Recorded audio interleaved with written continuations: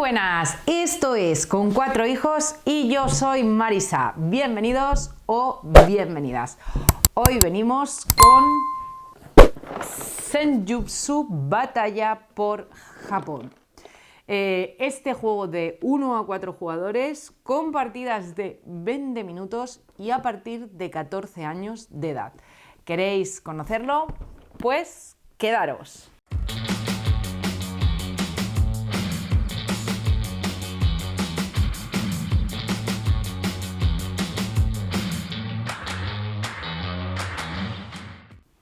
Senjutsu Batalla por Japón.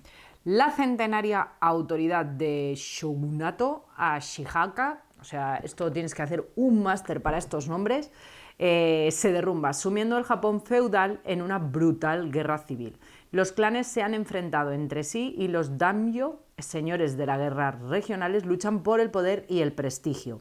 En Senjutsu Batalla por Japón vamos a asumir el papel de un hábil samurái enzarzado en una lucha a muerte. Aprovechan la motivación, habilidades, armas y estilos de juego únicos de cada personaje para superar tus oponentes en tensos duelos temáticos. Miniaturas, mazos personalizados, un juego rápido de enfrentamiento. Dejarás el campo de batalla lleno de sangre o de gloria. Un juego en el que nos encontramos un modo competitivo para jugar. Podemos jugar en solitario o cooperativamente a 2 jugadores. Vamos a cambiar de cámara. Os voy a explicar componentes y cómo se jugaría en modo competitivo. Son las bases para cualquier otro modo, entonces es de lo que vamos a hablar. Así que cambio de cámara y empezamos. Bueno, pues aquí tenemos Senjutsu Batalla por Japón. Aquí tengo desplegado parte de los componentes, no porque se vayan a utilizar todos en todas las partidas, sino por mostraros un poco. Y aparte de los componentes, aquí tengo la parte de abajo de la caja, en el que nos vamos a encontrar. Por un lado, este libro que utilizaremos para la campaña en solitario, y luego como a mitad del libro tenemos esta otra parte que está con su portada también, podemos tenerlo cerrado así, y tenemos la parte de hermanos de armas, donde se podría jugar en cooperativo a 2 jugadores. Dentro de esto te hace como una especie de historia o introducción que te lo hace en este estilo muy típico a través de las imágenes, y luego tenemos pues los distintos escenarios, recuerdos del campo de batalla. Aquí te habla todo cómo lo tienes que configurar, las reglas del escenario y todo. Camaradas caídos, exactamente igual, sigue con la historia como en imágenes. Y te habla de las configuraciones de los distintos mazos y de las configuraciones de los mazos de la IA. Las reglas específicas del escenario, tienes también, pues aquí seguimos con la historia, y la locura de Izkaya, que serían los 3 escenarios. También dentro del propio libro te plantea como mapas en los que vas a tener que jugar en distintas ocasiones. Ya os digo, este sería el libro en el que tenemos la campaña en solitario y el modo cooperativo para 2 jugadores, que aporta 3 escenarios. Es como una mini campaña de 3 escenarios. En la campaña en solitario pues exactamente igual, te va dando en algunos, como vemos, mapas a los que tendremos que unir piezas de las que tenemos en troquel. También formará parte del juego el libro y te va diciendo pues en los distintos escenarios cómo vamos a tener que ir configurando tanto la IA como algunas opciones de nuestro propio mazo, si jugamos solamente con el libro, si le añadimos otras partes de escenario para que el tablero de juego sea más grande. Tiene mucha versatilidad y distintas opciones. Este sería el libreto en el que vemos toda esa información. Luego viene con 3 zonas en las que podremos colocar las cartas, y esta zona para que podamos colocar pues ¿cómo se llama esto? Los standees y las bases estas para poder dejarlo ordenado. Y luego tenemos las miniaturas. Tendremos las miniaturas tanto de los samuráis, yo tengo aquí 2 colocadas, ahora os las enseño, como también tendremos miniaturas de distintas elementos que irán en parte del juego. Estos simplemente son terrenos que nosotros, bueno, pues decidiremos si usamos o no. Tenemos 2 de bambú, tenemos 2 de abrojos, que son como si fueran simplemente como hierbas. Tenemos por aquí, por un lado, el templo. Tenemos aquí también 3 de rocas. Luego, bueno, tenemos los 2 héroes más, y luego también tenemos aquí estos personajes que son las mujeres nobles, los carros en llamas que ocupan 2 losetas, es decir que las miniaturas, bueno, pues están muy bien. Viene con su caja para recogerlas, tiene colocado, y tenemos, bueno, pues la situación en la que lo colocaríamos, que sería aquí en la parte de encima, y así quedaría lo que es la caja para poderla tener ordenada. Aparte de eso, bueno, pues tenemos otros elementos que los podemos usar o no los podemos usar indistintamente. El templo, como os he dicho, lo tenemos en miniatura, y también lo tenemos, si nos gusta más, en standees. Por aquí tenemos las barcas también, que en algunas ocasiones se utilizarán y pueden ir incluso fuera, y las barcas en llamas. Tenemos por aquí también, bueno, pues distintos oponentes que necesitaremos, sobre todo para las campañas, cuando hagamos cosas, que tenemos en standees. Luego tenemos todas las peanas que sirven de soporte para si están jugando más jugadores. Aquí tenemos también la puerta de Tori, que también puede ir colocada en el tablero y ocuparía 2 losetas distintas. Bueno, esta se sujeta, y si queremos que tenga más estabilidad, simplemente la ponemos en unas bases. Entonces, como veis, hay bastantes elementos que, dependiendo de distintos escenarios y de distintas situaciones, pues iremos usando o no iremos usando. El árbol del cerezo, decir que aunque son en standees, al montarlo se coge una forma de relieve y la verdad es que quedan impresionantes.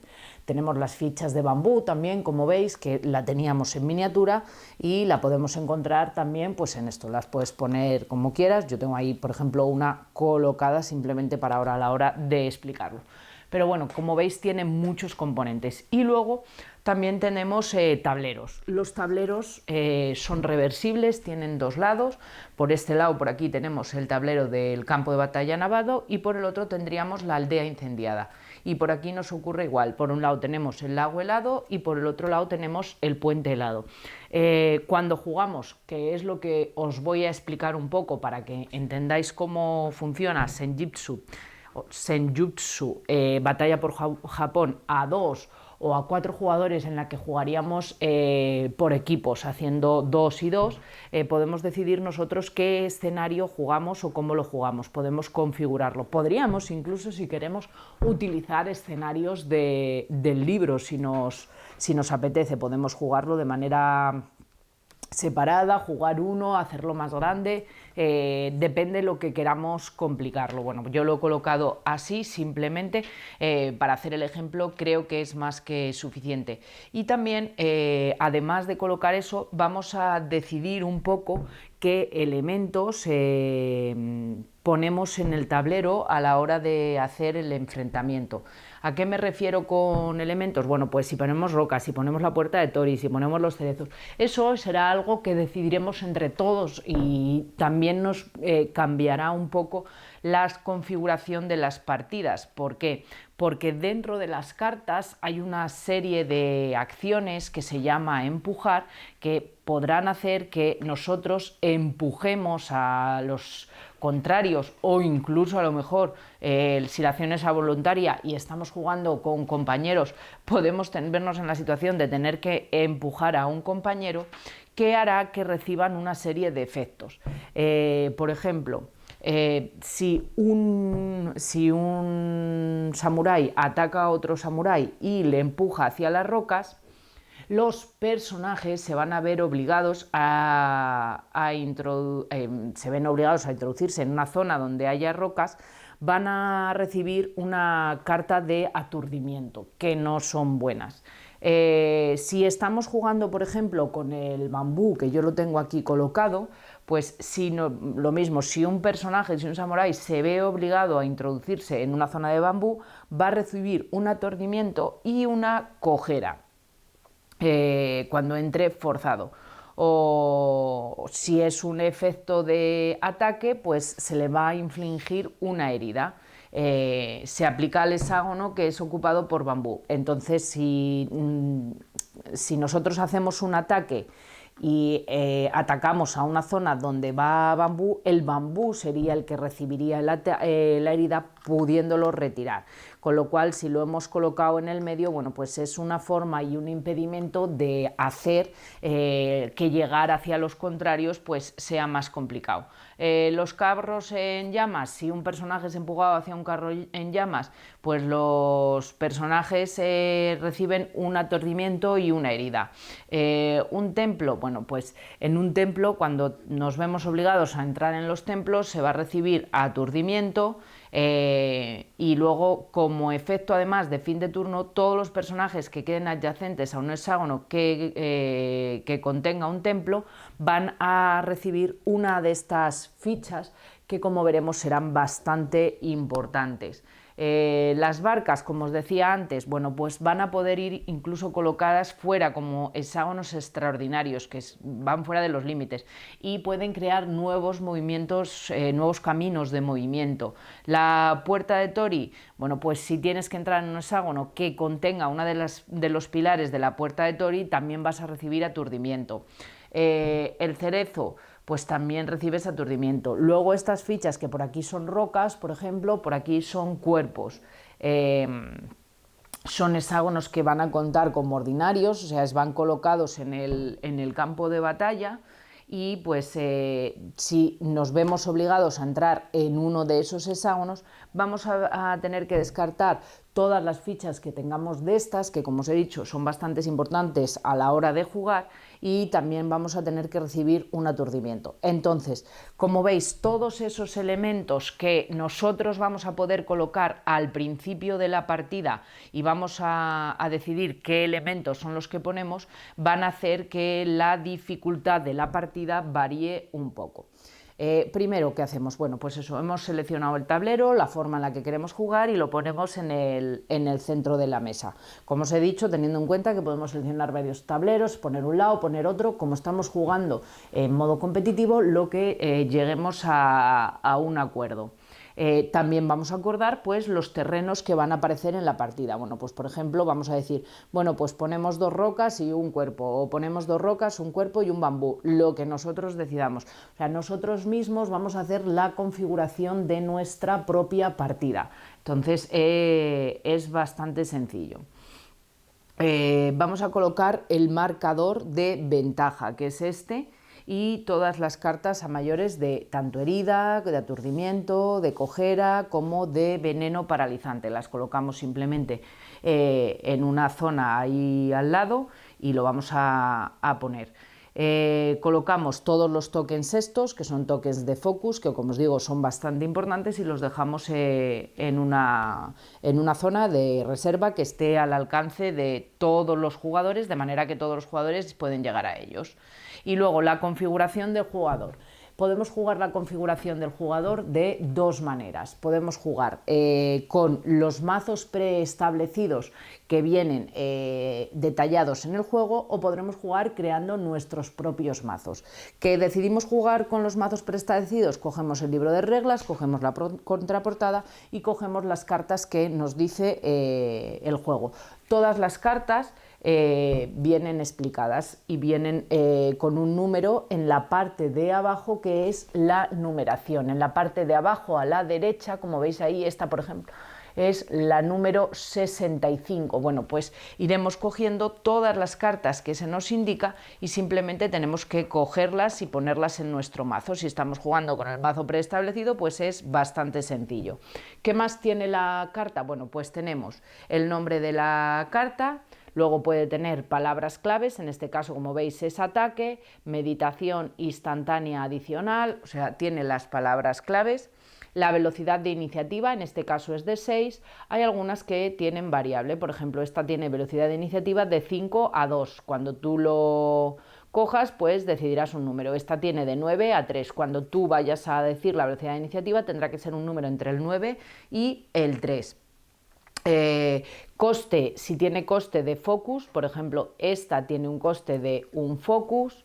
Esta tiene un coste de 3 focus y luego estas, por ejemplo, pues no tienen coste de focus a la hora de tenerla que jugar.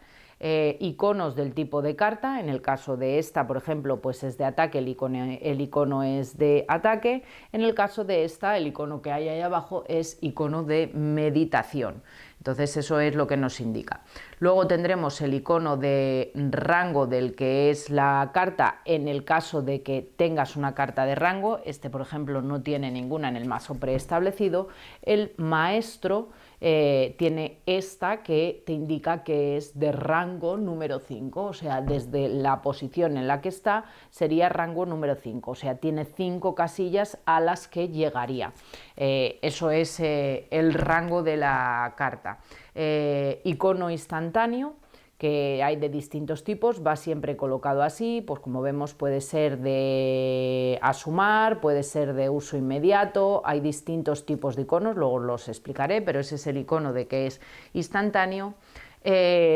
Algunas tienen una banda que es un requisito Kamae que nos va a pedir, y algunas tienen una línea divisoria. Las líneas divisorias las tendremos que interpretar dependiendo de lo que lo ponga.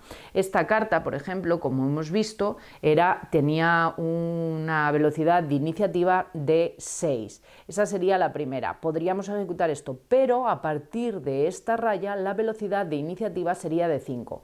Entonces, si alguien más tiene velocidad 6, jugaremos esta parte de la carta, él jugará su carta y luego jugaríamos la parte que tiene iniciativa de 5. Entonces eso es lo que nos indica esa línea divisoria. Luego tenemos el rango de la carta, que son las bandas estas, hay distintos tipos de rangos, el número de serie, que es el número que yo os he explicado, la cuadrícula de posición, en el caso de que tenga un ataque, aquí tenemos la cuadrícula de posición. Como veis, en el centro de la cuadrícula hay un triángulo. Ese triángulo es importante porque en nuestras miniaturas de samuráis, a ver si lo podéis ver, como veis, aquí no sé si se llega a apreciar, hay también un triángulo. Entonces, la posición a la que enfoque el triángulo es todo. No es lo mismo que esté en una casilla con el triángulo apuntando para aquí, que esté en una casilla con el triángulo apuntando para aquí, que esté en una casilla con el triángulo apuntando para ahí. Es todo. ¿Por qué os lo digo? Porque es la posición. No es yo estoy aquí y esta es la posición, no, es desde la posición. O sea, si yo tengo al samurái mirando para aquí, tengo que colocar las cartas aquí. Entonces, las casillas en las que este caso infringiría daño son estas dos. Si en cambio yo estoy aquí, las casillas en las que este caso yo infrinjo daño son estas dos, o sea, aquí no hay casilla. La posición en la que esté colocado nuestro samurái tiene mucha importancia. Luego, efectos del Kamae, por ejemplo, esta línea. Yo voy a tener un árbol que en principio empieza en una posición neutra, pero tenemos este especie de arito que se irá moviendo en la partida y nos permitirá estar en distintas ramas. Si cuando yo juego una carta, por ejemplo, tengo el árbol en esta posición, por ejemplo, la iniciativa de esta carta, en lugar de ser 6, sería de 7. Y luego, pues algunas cartas tienen un coste de focus opcional. Esta, por ejemplo, tiene un coste de focus opcional de 1. Y eso te quiere decir que en el caso de infligir una herida, puedes infligir una segunda herida. Como veis, aquí por ejemplo, esta también tiene por un coste de focus de 1, tiene buscar más robar una carta que tenga que sea de este tipo, jugando pues ese coste adicional. Como veis, esa parte que nos indica abajo es esta banda que va aquí abajo.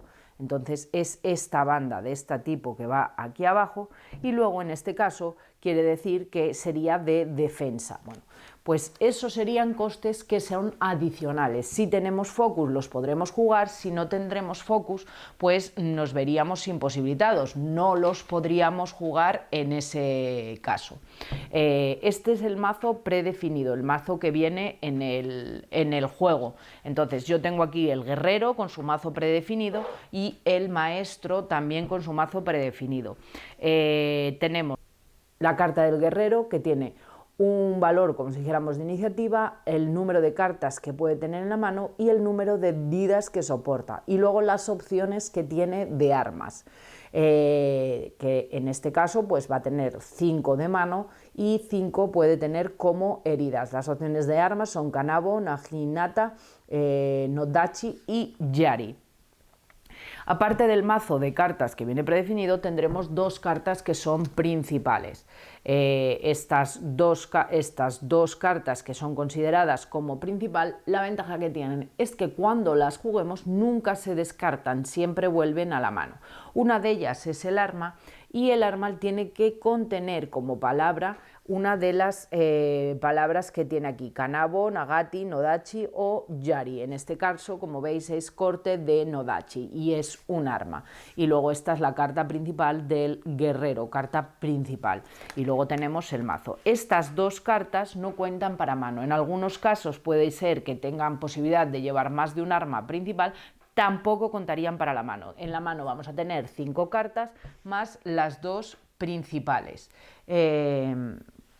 Para empezar, como os dije, tendremos que colocar nuestro anillo de Kamae en la posición de neutro, y a partir de ahí, bueno, a través de las cartas lo podremos mover. Dentro de las cartas nos encontraremos de 2 tipos.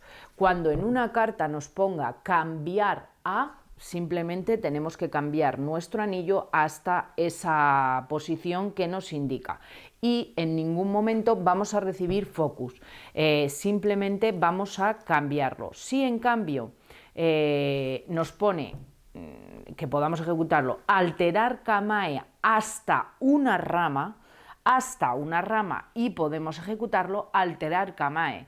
Yo puedo moverme aquí y aquí el focus no cuenta. Al haber pasado por el focus recibiré una ficha de focus, pero no es lo mismo alterar Kamae que cambiara. Cuando cambiamos simplemente cogemos nuestro anillo y lo cambiamos a lo que nos diga. Si nos dice alterar, entonces es cuando vamos a poder pasar por encima del focus, seguimos el movimiento y podríamos cobrar un focus.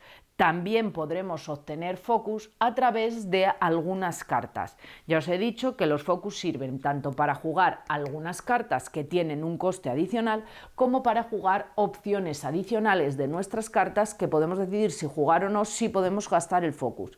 Como máximo podemos tener 3 focus.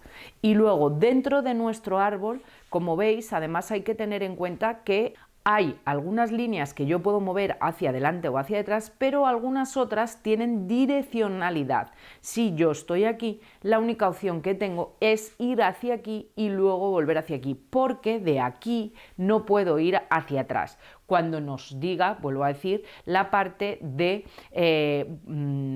mover, alterar Kamae hasta una rama o alterar Kamae hasta 2 ramas, lo que te diga. O sea, yo puedo moverlo en la dirección de las flechas y dentro de lo que se nos permita. Si en cambio nos dice cambiar aquí o cambiar aquí, lo puedo hacer en cualquier dirección. Eso es importante a tener en cuenta. Cogemos nuestras 2 cartas principales y cogeríamos una mano de 5. Hay algunas cartas que se llaman cartas preparadas. Esas cartas son unas cartas que al lado del número de serie de la carta, en la parte de abajo a la derecha, viene como una especie de mazo de cartas. Puedo buscar en mi mazo el número de cartas de habilidad preparadas que yo quiera. Entonces yo imaginar que quiero las 2 que tengo como principales y esta, aunque tenga alguna más, yo solamente me interesa esa. Entonces barajo ahora el mazo de cartas una vez que lo he seleccionado y tendré que coger cartas hasta que tenga 5. Tener en cuenta que las dos principales no contaban para el número de mano. Ya tengo una, tengo que coger 4 cartas más. Estas cartas evidentemente son secretas. Yo las estoy poniendo ahora boca arriba para que las podáis ver, pero serían secretas. Estas son las cartas que van a formar mi mano. Una vez que tengo todo esto, que es bastante sencillo porque los mazos los podemos tener predefinidos, la estructura de la carta ya la conoces, o sea, yo aquí os estoy explicando todo, estaríamos listos para jugar. ¿Cómo se juega? La secuencia de turno es sencilla. Primero, robamos. Segundo, elegimos. Todos a la vez robamos una carta del mazo y la llevamos a nuestra mano. Segundo, elegiremos la carta que queremos jugar. Una vez que todos hemos elegido la carta que queremos jugar, este jugador pues tendrá también sus 5 cartas y esa sería lo que formaría su mano, y también seleccionará una carta que quiera jugar. Una vez que todos hemos elegido la carta, entonces revelamos la carta. Esto que de aquí, que se me ha olvidado decirlos, se va a colocar en función del valor que tienen aquí. Este, que es el verde, tiene 74, por eso está arriba, y este, que tiene 35, se colocaría en la parte de abajo. Y ahora, una vez que todos hemos seleccionado la carta, este, por ejemplo, el valor de iniciativa es 5. Este, en concreto, puede elegir cualquier valor de iniciativa entre 8 y 5. Dependiendo de lo que diga, pues puede decidir si le interesa jugar primero o le interesa jugar después. Pues en este caso igual le interesa jugar primero y dice pues 8. Entonces, como el valor de iniciativa de su carta es más alto que el de este jugador ejecutaría primero su carta. Entonces, como veis, simplemente resolver. Ahora llegaría el momento de resolver las cartas. Y finalmente, la última parte, una vez que estuvieran resueltas, sería descartar las cartas que hemos jugado. Cuando robamos, vamos ahora a hablar de cada una de las partes. Cuando robamos, simplemente cada jugador va a robar una carta de habilidad de la parte superior del mazo de cartas de habilidad y la añadiremos a la mano. Si en algún momento no tenemos cartas de habilidad, si el mazo ya está vacío, hemos jugado todas, está descartado, tendremos que recibir una carta de herida que colocaremos sobre nuestro guerrero. Esto es importante porque, como hemos visto, el guerrero tiene un valor de máximo de cartas de herida de 5. Si en algún momento tiene 5 cartas de herida, habría perdido la partida. Entonces, si yo tengo que robar cartas del mazo de habilidad y no hay cartas del mazo de habilidad, pues tengo que colocarme una herida. Elegir, pues lo mismo. Ahora tenemos que jugar una sola carta de habilidad de nuestra mano y la colocaremos hasta que todos los jugadores hayan seleccionado. La vamos a tener que colocar boca abajo. Si queremos jugar una carta de habilidad de nuestra mano que tenga un coste de focus obligatorio, tenemos que tener obligatoriamente suficientes focus para poder jugarla. Si no tenemos suficientes tokens de focus para poder jugarla, no podemos jugar la carta boca abajo. Y si queremos jugar una carta que tenga una posición de Kamae obligatoria, como por ejemplo esta, nuestro personaje tiene que estar obligatoriamente en esa posición. O sea, si yo no tengo el aro en esa posición, no puedo jugar esta carta, no puedo jugar a engañar, porque yo no puedo jugar esta carta. Entonces yo tengo que jugar una carta que no tenga coste de focus, en este caso porque no tengo focus, y tengo que jugar una carta que no necesite una posición en el árbol de Kamae obligatoria para poder jugarla, y la jugaré boca abajo. Como os he dicho, una vez que todos vamos a revelar las cartas. Cuando todos los jugadores tengan las cartas reveladas, pagaríamos a pagar los costes obligatorios. Esto es importante. Una vez que se revela, tengo que pagar los costes obligatorios sí o sí. Y ahora vais a entender el porqué. Si vamos a querer jugar algo como opcional, también tengo que pagar los costes opcionales. Es decir, en el momento que yo revelo, si esta no tiene coste, esta tampoco, lo tendríamos que pagar. Y si yo voy a querer jugar en la parte opcional, tendría que pagar en este momento los focus. O sea, este es el momento. Ahora, Si hemos revelado una carta con velocidad de iniciativa opcional, podemos gastar también focus para usar esa velocidad en lugar de la velocidad de iniciativa por defecto. Hay algunas cartas que pagando focus le aumentan la velocidad de iniciativa, entonces también sería el momento de pagarla. Ahora, una vez que hemos pagado todos los costes, está la parte que os indicaba, que eran los iconos de sustitución. Empezando por el jugador situado en la parte inferior del marcador de ventaja, en este caso empezaríamos por este jugador, y en orden ascendente, los jugadores tienen la oportunidad de jugar una carta de habilidad de sustitución instantánea o pasar. Si una carta de sustitución instantánea tiene un coste, tendrían que pagarlo también.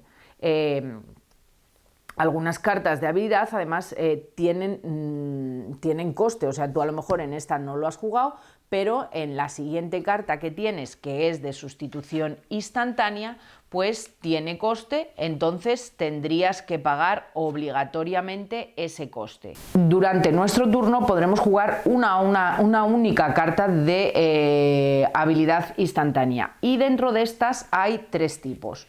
Hay cartas instantáneas, que son las que tienen solamente el rayo. Estas cartas instantáneas no reemplazan ni mejoran una carta de habilidad revelada, sino que son cartas adicionales que podremos jugar durante nuestro turno fuera de la secuencia normal de juego, o sea, solamente tienen el rayo y te dicen cuándo pueden ser jugadas.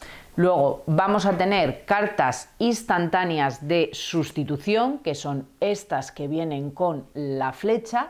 Pueden ser jugadas desde nuestra mano normalmente para reemplazar una carta de habilidad revelada.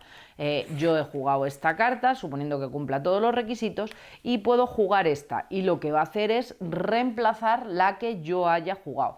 Pero tengo que pagar el coste que lo tiene y tengo que poder cumplir los requisitos. Si no cumplo los requisitos, no voy a poder jugarla. Y luego tienes otras que son las cartas instantáneas adicionales, que por eso llevan un más, que se juegan desde nuestra mano y sirven para mejorar o cambiar la carta que has revelado. La mayoría de estas cartas adicionales solo pueden ser jugadas después de un ataque o un efecto de bloqueo con éxito. Las condiciones suelen estar indicadas en la carta. Entonces esta te dice, tras resolver tu carta, y luego pues te pone, te permite rotar tu figura una posición, buscar y robar una carta de otro tipo. Si pagas el coste extra te permite buscar y robar otra carta y cambiar a, pues ahí, esos serían los efectos que te dice. Estas cartas normalmente te dicen en qué momento van a poder ser jugadas, te lo suele especificar. Entonces, bueno, como veis es sencillo. Tener en cuenta a la hora de resolver los efectos de la carta que si en alguna hay una de esas líneas intermedias que tiene un valor de iniciativa distinto, eso esa línea de divisoria indica que el resto de la carta de habilidad se resuelve a una velocidad diferente de iniciativa. Si cuando jugamos cartas la iniciativa de las dos cartas que jugamos es la misma, si este jugador, por ejemplo, ha jugado esta carta porque cumple los requisitos y este juega esta, la velocidad de la carta es la misma, esta es de 5 y esta también es de 5, el orden en el que se van a ejecutar o en el orden se resuelven según el tipo de carta. Primero las de defensa, después las de ataque, después las de meditación y finalmente las principales. La carta de arma principal va a pertenecer a más de un tipo de carta normalmente. En ese caso siempre se ejecuta como principal.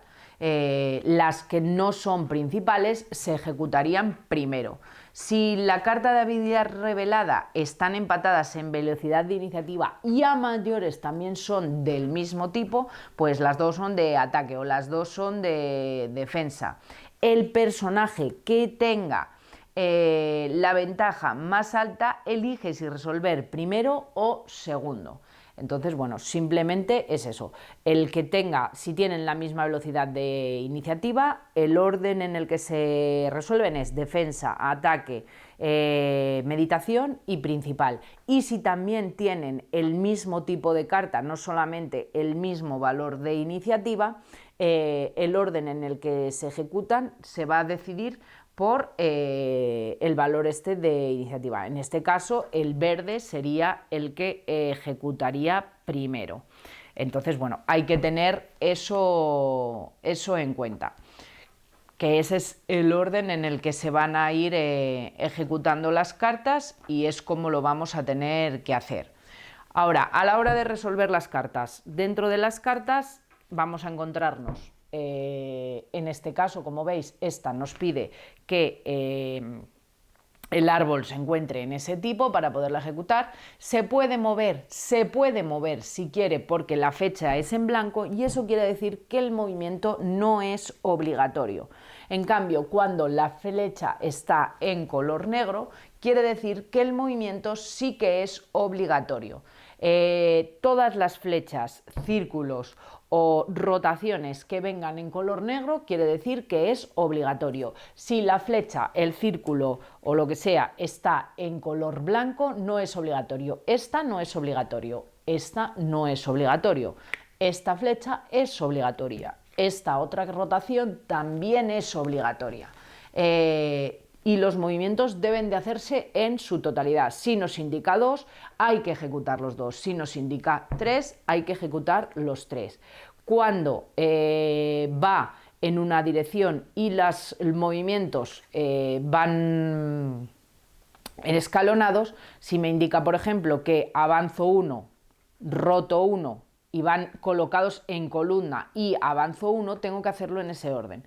Cuando en cambio están dentro de la misma línea, en este caso solo es 1-1, pero 1 de movimiento en cualquier dirección y roto 1. Si me pusiera 2 de movimiento en cualquier dirección y roto 1, como está en la misma línea, yo puedo decidir moverme 1, rotar y moverme otro. Pero si la sucesión se encuentra en columna, tengo que ejecutarlo en orden. No puedo mover 1, girar, luego mover 2. Por ejemplo, si aquí tuviera 2 de movimiento y 1 de girar, tengo que hacer los 2 movimientos porque no están en la misma línea. Es importante tener eso en cuenta a la hora de ejecutarlo. Mover el personaje, bueno, pues es sencillo porque simplemente lo vamos a mover por el tablero, teniendo en cuenta que no podemos salirnos nunca del tablero y que si nos metemos en un terreno de estos que no nos conviene, pues tendremos que sufrir las consecuencias. Pasos y rotaciones siempre se realizan en la relación en la que nos indica la flecha de nuestro personaje, que os decía antes.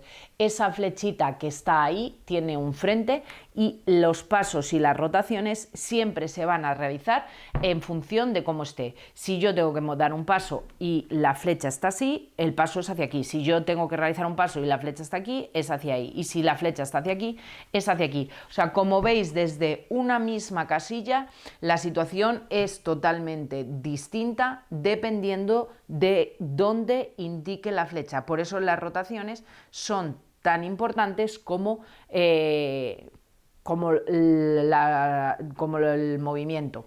Si tu personaje se ve forzado a mover a un hexágono del campo de batalla que no está disponible porque está fuera de los límites, o sea, si yo estoy colocada aquí y la flecha me indica el movimiento hacia aquí y tengo un movimiento obligatorio y tengo que mover fuera de los límites, voy a quedar aturdido y paso la secuencia de turno y tengo que descartar la carta. No voy a resolver el resto de los efectos de las cartas. Por eso la importancia de las flechas, siempre son muy importantes. Si yo me veo obligado a entrar en alguno de los terrenos que hay ahí porque es un movimiento obligatorio o por distintas circunstancias o porque soy empujado, tengo que aplicar los efectos que os conté antes. Dependiendo del tipo de terreno, pues tendré distintos tipos de efectos. Y luego las cuadrículas que son posicionales, las cuadrículas de posición, que son estas de aquí, tienen una cuadrícula de posición que muestra hexágonos del campo de batalla objetivo, de ataque o de bloqueo en relación del hexágono de campo de batalla de tu personaje y su orientación frontal, que os lo dije ya antes. O sea, si yo estoy colocado aquí, el hexágono que es parte de mi objetivo, en este caso sería este. Si yo estoy colocado así, el hexágono que es parte de mi objetivo, porque siempre es mirando al frente, sería este. Es la parte que más complicación tiene de poder entender y lo más sencillo. O sea, la orientación frontal del hexágono de nuestra figura nos indica todo. Dependiendo de dónde miremos, los hexágonos que serán objeto de ataque son totalmente distintos. Luego tenemos también en las cartas este símbolo que representa el personaje objetivo que puede ser variable. Un efecto de carta de habilidad puede vincular este símbolo a un personaje objetivo con un asterisco en una cuadrícula de posición, aplicando así los efectos a este. Si tiene éxito el personaje objetivo, descartas un lotus, un focus de estos. En algunas nos podemos encontrar, por ejemplo, que van asociadas a un asterisco. Aquí, por ejemplo, veis, todas esas casillas serían objetivos de herida. Si tu personaje objetivo es, le empujas uno. Si te encuentras en verde o en amarillo y finalmente descartas. Aquí esto es bloqueo. Si tiene éxito el bloqueo, empujas uno al personaje objetivo. Aquí, como veis, va asociado, por ejemplo, a un asterisco. Este asterisco va aquí y pagando un focus, en lugar de una herida, lo que le vas a impartir serían 2 heridas.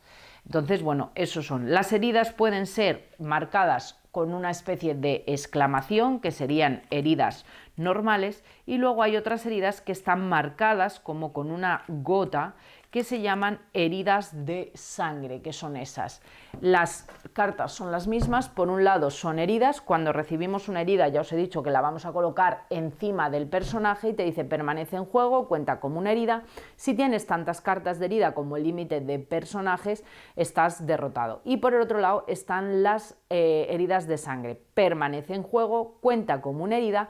Mientras tengas al menos una carta de herida de sangre, al principio de tu turno, antes de robar, debes descartar boca abajo la carta superior de tu mazo, con lo cual hace que avances más rápido. Si yo voy a empezar el turno, antes de robar, descarto una carta y luego robaría mi mano, con lo cual pierdo 2 cartas en cada turno.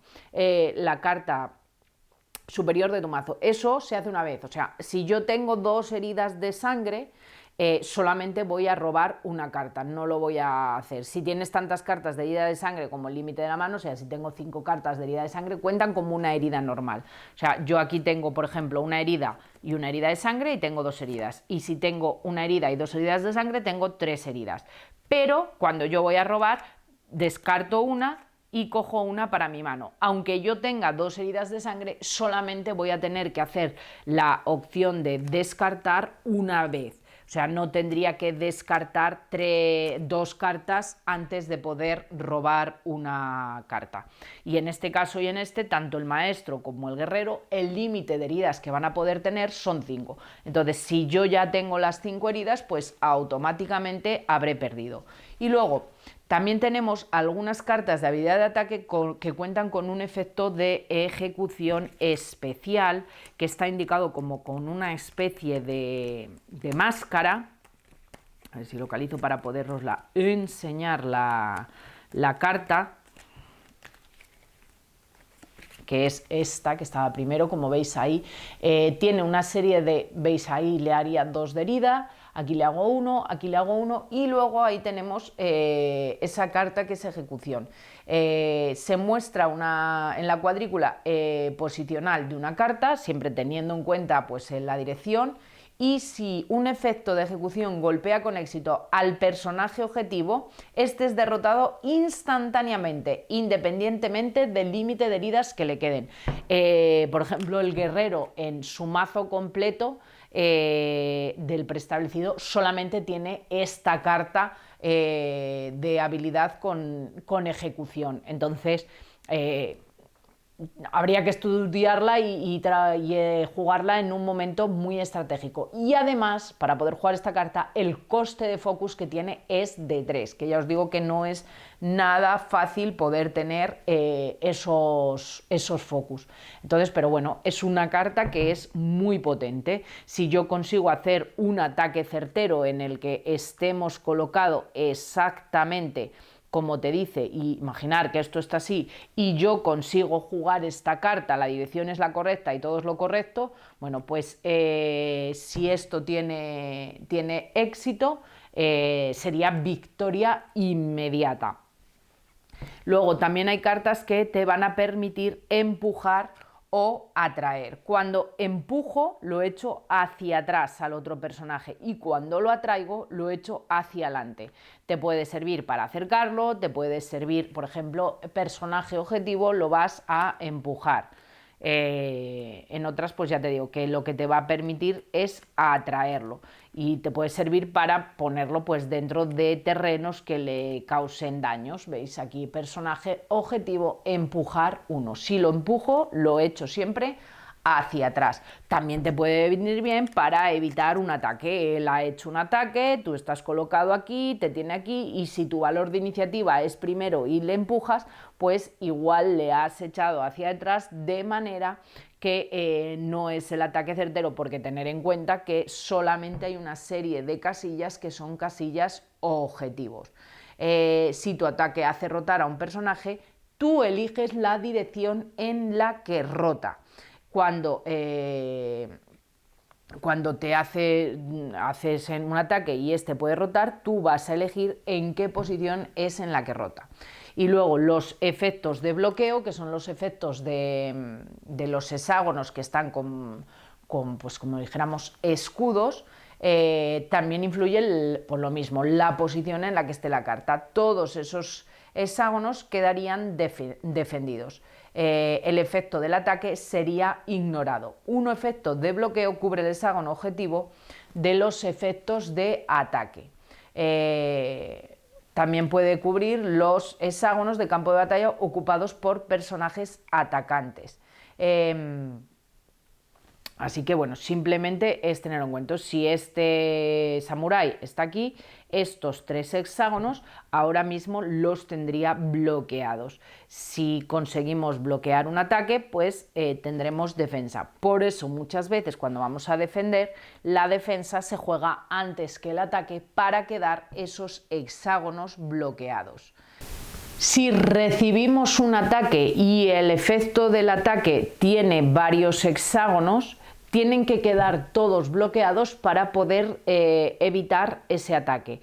Es decir, si yo juego una carta y este atacante juega esta carta y los hexágonos que reciben ataque, por ejemplo, en este caso, si esto estuviera así, los hexágonos que reciben ataque son este y este, yo tengo que quedar defendida ante todos. Si yo estoy aquí, yo solamente estoy bloqueando este y este, si recibo en uno de ellos ataque, pues el ataque sí que sería efectivo. Y luego hay algunas cartas que tienen contraataque. Los efectos de las cartas de contraataque, pues lo suyo es intentar cumplirlos si nos encontramos con una carta que tenga contraataque. Permite al personaje defensor atacar a un atacante de forma receptiva tras un bloqueo con éxito. Si bloqueamos el efecto de ataque de un oponente y la velocidad de iniciativa de su ataque fallido coincide con cualquiera de las velocidades de iniciativa indicadas por el símbolo de contraataque, puedes jugar instantáneamente una carta de habilidad de ataque que no sea principal, como si fuera una carta instantánea adicional. O sea, si yo bloqueo y además la velocidad de iniciativa coincide, en este caso con este que solo tiene 8, pero hay otras que pues igual te dan 3 posibilidades distintas, podría jugar una carta, por ejemplo, si estoy en naranja, si me juega una carta de ataque con una velocidad de iniciativa de 7 o 6 y yo he bloqueado certeramente mi ataque, voy a poder jugar una carta de habilidad de ataque que no sea principal como si fuera una carta de las que eran instantáneas adicionales. Y esta carta tendrá que tener una velocidad de iniciativa inferior o igual a la velocidad de iniciativa del efecto de la carta del contraataque. Cualquier carta de habilidad que sea jugada como parte del contraataque no cuenta para tu límite instantáneo de una carta. O sea, si yo juego una carta a través de esto, no cuenta para ese límite de poder jugar una carta más. Como reglas así un poco más avanzadas, que son reglas que solamente se van a usar si la condición tiene éxito, pues serían la parte de abajo. Yo hago el ataque y si tiene éxito puedo ejecutar la parte de abajo. Entonces hay que tener en cuenta que la parte de arriba es condicionante de que ocurra la parte de abajo. Si la parte de arriba no tiene éxito, la parte de abajo no se va a poder realizar. Y luego también hay algunas veces que nos vamos a encontrar cartas que te vienen con una línea y no con un cuadro de valor de iniciativa, sino con una O. Como por ejemplo, pues veis esta. Esto o esto. Algunos efectos específicos de estas posiciones tendremos que elegir una o otra de estas opciones. No vamos a poder ejecutar todas las opciones a la vez. Luego, las cartas que vamos a ir recibiendo, las cartas de herida ya los he explicado, las vamos a poner sobre el guerrero. Las cartas de aturdir, que como veis las vamos a recibir cuando entremos en terrenos que no sean o por distintos efectos de la carta, cuentan para el tamaño de la mano, no se pueden descartar y puedes jugar esta carta como una habilidad como una carta de habilidad. Si tienes tantas cartas de aturdir en tu mano como el límite de mano de tu personaje, estás derrotado.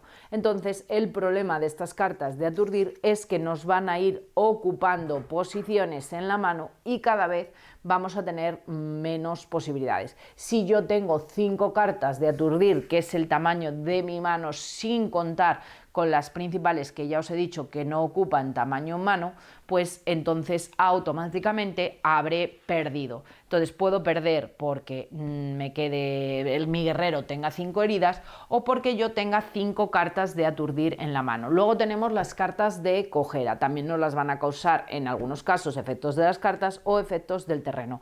Cuando yo cojo una carta de cojera la voy a colocar en la mesa en esta posición.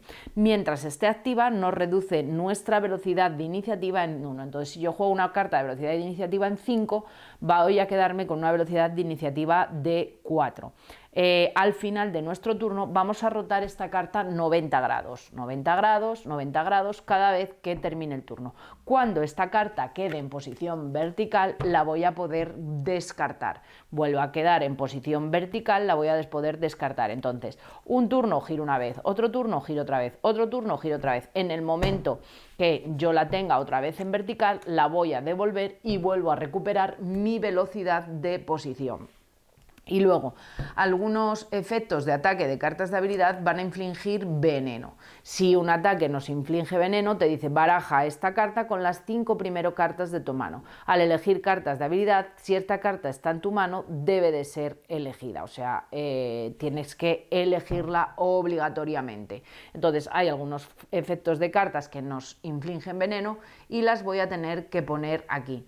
También hay algunas cartas que nos van a permitir buscar en nuestro mazo de cartas. Yo tengo aquí mis cartas y nos va a decir, por ejemplo, pues busca entre las primeras 3 cartas y roba una carta de habilidad. Bueno, pues cogeré las 3 cartas y simplemente selecciono uno y me la voy a llevar a mi mano. Durante el turno yo puedo tener más de 5 cartas en mano, pero recordar que al final del turno el número máximo de cartas que voy a poder tener en mano van a ser 5. Entonces tengo que jugar esas cartas, jugar cartas de uso inmediato o hacer distintas acciones para no perder esas cartas. El rango, como ya os dije antes, que hay algunas cartas que tienen rango. Por ejemplo, esta tiene un rango de 5. Quiere decir que 5 casillas a la redonda en cualquier dirección va a ocurrir lo que nos diga. No hay muchas, pero sí que hay sí que hay algunas. Las cartas que son de rango suelen requerir una línea de visión para determinar si puedes ver el hexágono objetivo del campo de batalla del efecto. Debes de ser capaz una línea continua interrumpida. Aquí, por ejemplo, si esto está así, tengo rango de visión. Si yo estoy aquí, si yo no puedo trazar de ninguna manera una línea de visión porque se vería interrumpida por estas rocas, automáticamente ya no tengo ese rango de visión. Los terrenos ya os los he explicado, los efectos, y no tiene mucho más, o sea, es ir optimizando nuestras cartas e irlas jugando. Tenemos en la secuencia de turno resolver efectos que se activan al inicio de turno. Hay efectos también de cartas que te dicen que se actúan antes de que robes, efectos que ocurren después de robar una carta. Elige jugar la carta boca abajo, revelar simultáneamente con todos los jugadores, ponemos todas las cartas boca arriba, pagaríamos costes de los focus obligatorios, pagaríamos costes de los focus opcionales. Si queremos jugar cartas de sustitución instantáneas, podemos. Cuando jugamos cartas de sustitución, podemos solicitar también el reembolso de la carta sustituida, si se puede, si procede. Elegimos la velocidad de iniciativa en caso de que sea variable, comparamos las velocidades de iniciativa de los dos jugadores y resolvemos todos los efectos de las cartas, que yo creo que os los he explicado todos. Comprobamos pues si el hexágono objetivo del efecto de ataque tiene personaje. Pagamos por cualquier efecto adicional que se aplique al efecto de ataque, comprobamos si el ataque es o no bloqueado porque haya jugado carta de bloqueo. Si está bloqueado, finalizamos el ataque y pasa el momento de bloqueo. Si no está bloqueado, continuamos. Aplicamos el efecto del ataque a los personajes del hexágono que sea objetivo. Resolvemos los efectos adicionales en caso de que los tenga la carta si el ataque tiene éxito, o si ha sido bloqueado si el bloqueo tiene éxito. Resolvemos el resto de las cartas de habilidad del ataque inicial, y si se quiere pues podemos jugar cartas adicionales instantáneas que no estén condicionadas. No tiene mucho más. En la secuencia de bloqueo, pues comprobamos y pagamos cualquier efecto adicional que se aplique al bloqueo, comprobamos si el bloqueo ha detenido el ataque. Si no es bloqueado el ataque, tiene éxito y fin del bloqueo. Si el bloqueo tiene éxito, pues continúa. Comprobamos si se aplica contraataque en caso de que pueda proceder. Si no se aplica contraataque, pues continúa. Si se aplica, pues juegas una carta de habilidad de ataque que te sirva para contraatacar, que el valor ya os he dicho que tenía que ser inferior al valor de iniciativa que había jugado el otro jugador. Resolvemos la carta. Resolvemos los efectos adicionales instantáneos si el bloqueo tiene éxito, cuando te pone pues si el bloqueo tiene éxito, tal. Resolvemos el resto de la carta de habilidad de defensa en caso de que tenga más cositas en la parte de abajo, vamos resolviendo el resto de las cosas, y si queremos podemos jugar cartas adicionales que no estén condicionadas, cartas adicionales que sean instantáneas. Y esto es el jugador que se quede ante sin mazo, que reciba 5 cartas de aturdimiento y rellene la mano con cartas de aturdimiento, o reciba 5 heridas, sería el ganador de Senjutsu Batalla por Japón. Ahora sí, cambiamos de cámara y os cuento conclusiones finales. Bueno, como veis, un juego con muchos componentes, una producción creo que muy chula. Un juego que creo que te va a gustar si os gustan los juegos de enfrentamiento directo, si os gustan los juegos asimétricos, también te gustará si os gustan hacer campañas o jugar en solitario, y con bastante rejugabilidad y bastantes opciones a la hora de poder luego también crear tus propios mazos. Nosotros de momento solo hemos probado con los mazos maestros, creo que se llaman, que vienen predefinidos, pero creo que el hecho de que luego tú puedas crear tus mazos le puede dar bastante variabilidad. Creo que es un juego que está bastante esperado, bastante bien considerado. A nivel estético, componentes, libro y todo, creo que está muy chulo. Tendría que decir que el reglamento no es el mejor reglamento que yo he visto. Sorprende que un juego que las partidas son relativamente bastante rápidas, 20, 25, 15 minutos, la lectura y comprensión del reglamento lleva bastante, pero bueno, una vez que está asimilado, porque tiene muchos conceptos, muchas cosas, movimientos obligatorios, movimientos no obligatorios, combates, las distintas opciones de los distintos tipos de terreno, una vez que todo está estructurado, la verdad es que va cogiendo sentido, pero falla un poco la estructuración y el desarrollo del reglamento a la hora de entenderlo desde mi punto de vista, que nos ha costado un poquillo. Pero por lo demás, muy buenas sensaciones. Y poquito más que deciros de este Senjutsu. Contadme vosotros por aquí vuestra opinión, qué os ha parecido, si lo estáis esperando. Ya sabéis, si os ha gustado el vídeo, os ha sido de ayuda, podéis suscribiros, dar al like, comentar y todas esas cosillas que os decimos siempre. Un saludo a todo el mundo y nos vemos en el próximo vídeo. ¡Chao!